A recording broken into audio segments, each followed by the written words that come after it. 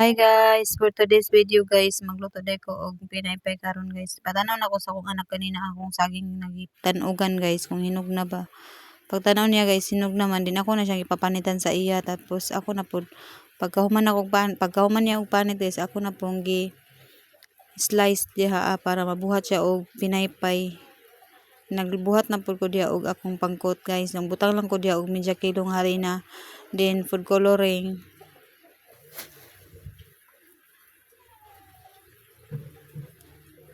Tangan pud nako siya og tubig guys, then akong gimikos-mikos. Ako na pud nang giplaster ng saging para mabuhat siya og pinaypay. Ana lang na siya pag plaster guys.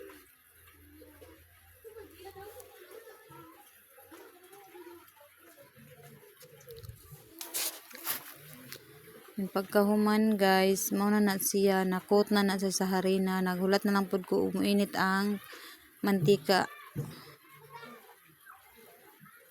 Karon guys, kay init naman, ko na pud na siyang gilunod ang saging.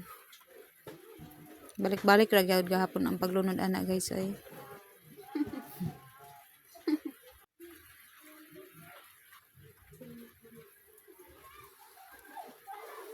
Din sugnuran na pud nato guys kay para dili mapalong ang siga naman tay magic tayok diri guys aw. Kasi makarelit ang tayok guys. Then naluto naman siya, ako na pud nang gihaon kay para malunuran na pud nako og bag-o.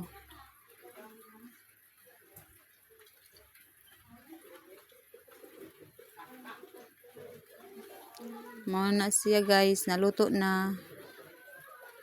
Nindot kayo og color guys. Samtang nagluto pa ko diha guys, daghan na po siya na malit. Daghan na po nagpalit sa ako Then in plaster po na akong bana diha kay mukaon daw siya. Thank you for watching guys. Salamat po sa namalit. See you my mini vlog. Bye bye.